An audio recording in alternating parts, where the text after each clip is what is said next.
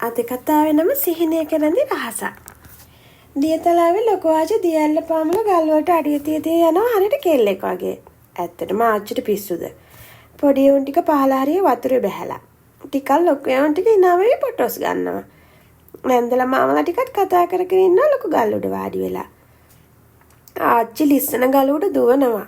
මන්දාරගේ ඇඟ හිරි වැටලා ගියා. ආච්චි ගාලා කෑ ගහද්දිම ආච්චි ලිස්සලා වැටෙනවා. ආච්චිගේ ඔළුවෙන් යන ලේ වලින් එතන වතුර රෝස පාටට බුබුලු දානවා.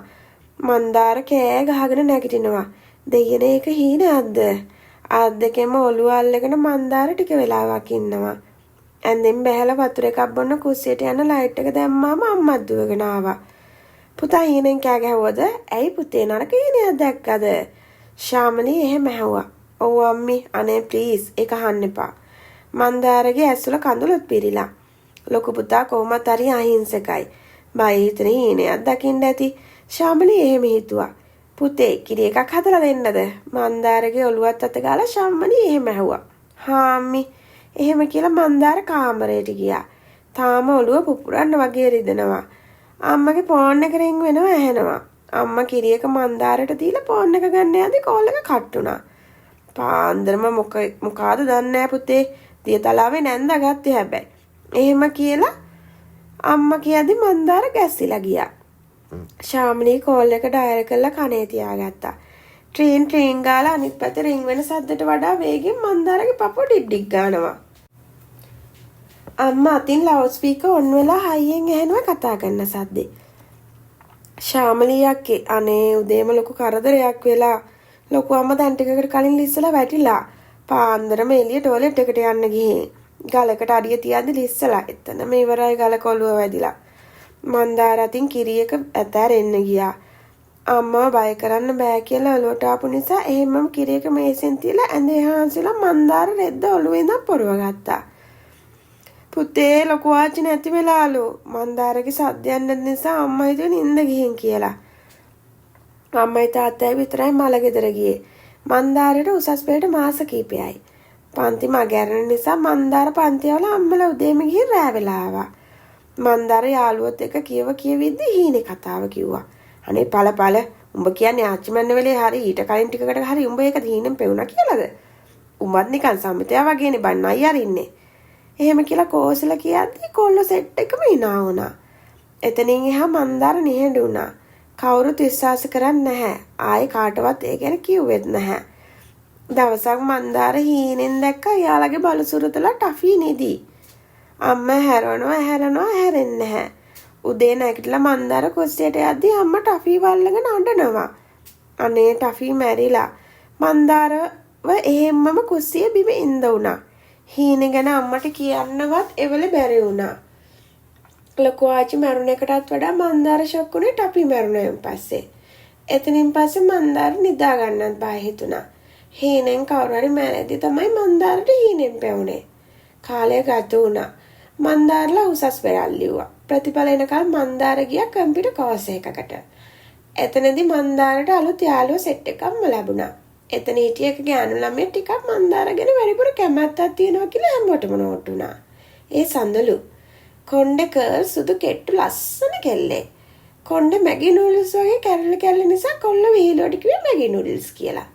මන්දාරත් ලස්සන කොල්ලෙක්. කවදාවත් කෙල්ලෙක් ඉඳලා නැහැ. සඳලුගේ ආදරය ළඟ මන්දාරගේ හිතත් හෙල්ලුණා. ටිකින් ටික එයාලා අතර ආදරයක් ඇති වුණා. මැගි ඇයි මට මෙච්චර ආදරේ? මන්දාර සඳලුට ආදරයට කිව්වේ මැගි කියලා. ඒක දන්නේ නැහැ. හැබැයි අපේ ගෙදරින් නම් කවදාවත් කැමති වෙන්නේ නැහැ මන්දාර.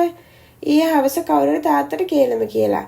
මම එෆයා එක නවත්තනවා කියලා පොරොන්දු වෙලා යද ක්ලාස් ආවේ. නැත්තම් ආයේ ක්ලාස් එන්න දෙන්නේ නැහැ කිව්වා. මට ඔයා දකින්න නැතුව ඉන්න බෑ මන්දාර. සඳලුගේ ලස්සන ඇස් වලින් ලොකු කඳුළු බිඳු දෙකක් කම්බුල් දෙකට වැටුණා. රෝසෙ මලකට පිණි වැටුණා වගේ. මන්දාර සඳලුගේ කම්බුල් ආදරෙන් ඉම්බා. කෝටිපති මණිකා ස්වර්ණාභරණ ව්‍යාපාරික අනිල් රාජරත්න මහත්තයාගේ එකම දුවව නිකන් කාර්යාල කාර්ය සහායක අජිත් සමරසේකරගේ ලොකු පුතාට හැබෑ නෝන හීනයක් වගේ කියලා මන්දාරට කලින් හිතුනේ නැහැ. ආදරේ ළඟදී ඒව මතක් වෙන්නේ නැහනේ. අනික බාධක නැති ආදරයක් කොයින්ද? සඳලුට ගෙදරින් එළියට බහින්න නැති වෙයි කියලා මන්දාරට දැවෙන ලොකු බයක්. මේ වෙද්දි මන්දාරට සඳලු නැති ජීවිතයක් හිතා ගන්න බැරි තරම්. එතනින් පස්සේ මන්දාර සඳලුව ක්ලාස් එකෙන් පිටදී හම්බුනේම නැති තරම්. ඒත් එක්තරා හවසක හැමදේම වෙනස් වුණා. ක්ලාස් ඇල්ල සඳලු ගෙටේදී අනිල් ඒ කිව්වේ සඳලුගේ තාත්තා සාලේ සෝෆා එකේ වාඩි වෙලා කල්පනා කර කර ඉන්නවා. සඳලු ගෙට ගොඩ වුණා විතරයි තාත්තා බැනගෙන ගියා. පුතේ ඔයා පොරොන්දුනාර කොල්ලෙක්ක තියෙන සම්බන්ධය නවත්තනවා කියලා. ඔයා හිතේ මම මොකෙක් කියලාද? එළියේදී කතා නොකර පන්ති ඇතුලේ මගුල් නැටුවම ආරංචි වෙන්නේ නැහැ කියලාද? අමතක කරන්න එපා මේ රාජරත්නට හොරෙන් කපුටෙක්වත් ඉගිලෙන්න බෑ. හරිද? තමුන් දන්නව නේද මගේ හැටි? තමුන් ඔය කොල්ලට ආදරේ නම් ඔය කොල්ලගේ ජීවිතේට පොඩි හරි ආදරයක් තියෙන කරුණාකර මෙතනින් මේක හිතින් අයින් කරගන්නවා. අදින්නම් තමුට ගෙදරින් එළියට අඩියක් තියන්න බෑ. යනවා දැන් කාමරේට. සඳලු අඬාගෙන කාමරේට දිව්වා. සඳලගේ ෆෝන් එකත් ගෙදරින් ගත්තා. අඩුම තරමේ මන්දාරට පණිවිඩයක් යවන්නවත් හම්බුනේ නැහැ.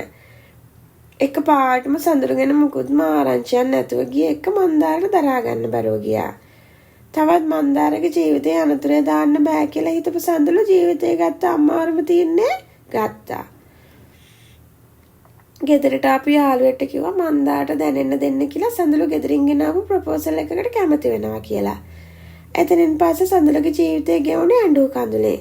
මන්දාර ජීවත් වුණේ පිස්සුවෙන් වගේ. දවසක් රෑ සඳලුව ගෑනු කෙනෙක් ගෙදරින් එළියට එක් කරගෙන එනවා. මිනිස්සු දෙන්නෙක් ඇස් ගැට ගහලා වාහනයක දාගෙන යනවා. ගොඩනැගිල්ලක් ඇතුළට අරන් ගින් කාමරයක දාලා දොර වහලා ඒ මිනිස්සු යනවා. මන්දාර හයියෙන් කෑ ගහගෙන හැරෙනවා. කාලෙකට පස්සේ මන්දාරගේ හීනයක්. මන්දාරට හිතා ගන්න බෑ. ඇත්තට උනා වගේ මන්දාරව වෙවුලනවා. මොකක් කරන්නද කියලා තේරුනේ නැහැ.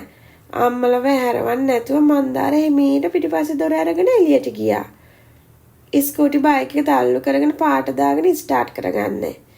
කෙලින්ම යන්නේ සඳලුගේ ගෙදරට. ඕනි දෙයක් වුණාවි කියලා හීන ගැන කියනවා කියලා මන්දාර හිතුවේ. මන්දාර මරුවත් කමන්නේ ඒක ඇත්තන්න සඳලුගේ ජීවිතේ බේරගන්න එකයි මන්දාරගේ එකම අරමුණ. මන්දාර යනකොට සඳලුලාගේ ගේට්ටුවත් ඇරලා සාලේ ලයිට් එහෙමත් දාලා මන්දාරේ යනකොටම රාජරත්න මන්දාරේ කොළරකින් අල්ලගත්තා. මගේ කෙල්ල කෝ කියපන්. උඹ පණ පිටින් කෑලිවට කපන්න කලින් කෙල්ල කෝ කියපන්. රාජරත්න වියරුවෙන් කෑ ගැහුවා. ඒක තමයි කියන්න ආවේ. ඉක්මනට බලන්න තාත්තේ පන්න සතස පල්ලෙහා තට්ටුවේ පිටිපස්සේ තියෙන කාමරේ දොරේ අංකයක් ගහලා තිබ්බා 21 වගේ මතක. මන්දාරත් පිස්සුවෙන් වගේ කෑ ගැහුවේ. මූ බලන් හිටියා වගේ නේ වැඩේ දන්නේ. මූ මොකද වැඩේ කළා මටම වෙත් කියන්නේ. මූ ගැන පස්සේ බලාගමු. එහෙම කියලා හිතපු රාජරත්න ඩිපෙන්ඩ් එකට නැගලා ඉගිලිලා වගේ ගියේ ගේට්ටුවේ හිටිය ආරක්ෂක නිලධාරියාවත් දාගෙන. මන්දාරයි සඳලුගේ අම්මා සාලේ ඔහේ වාඩි වෙලා බලන් හිටියා. විනාඩි 10ක් යන්නේ නැති වාහනය ආවා. තාත්තා සඳලු උස්සගෙන වගේ ආවේ. තාත්තා පොලිසියට කතා කරා. පොලිසිය එවලම ගෙදරට ආවේ සඳලුගේ කට උත්තරය ගත්තා. ගෙදර වැටිටි හිටිය සුමන තමයි සඳලුව එළියට එක්කන් ගිහින් තිබ්බේ. එළියට ගිය ගමන් දෙන්නෙක් ඇවිත් දාගෙන ගියා කියලා තමයි සඳලු පොලිසියට කට උත්තර දුන්නේ. සේරම දන්න මන්දාරගේ පැත්තට තමයි සඳලුගේ තාත්තගේ සැකේ කැරකුනේ. පොලිසියත් සැක කළා මන්දාරව. මන්දාරගෙන් කට උත්තර ගාදී තමයි මේ පුදුම සහගත කෝල් එක ආව රාජරත්නට. හලෝ කෝටිපති මැණික් ව්‍යාපාරික අනේ රාජරත්න. හහහා කාමරේට ගිහින් බලන්න දුව ඉන්නවද කියලා. අතරමැදින් අනිල් ලවුඩ් ස්පීකර් ඔන් කළා. කෝල් රෙකෝඩුත් ඔන් කළා. පොලිසිය කෙනා අනිත් අතින් කිව්වා ටිකටම කතා කරන්න කියලා. ඔහුගේ දුව මේ වෙලාවෙ ඉන්නේ අපි ළඟ. තව ටික වෙලාවකින් තමුන්ට දුවගේ වේදනාත්මක කෙඳිරි අහන්න ලැබේ. දුව ඕනි නම් මේ දැන් කෝටි 10ක් අරන් එන්න.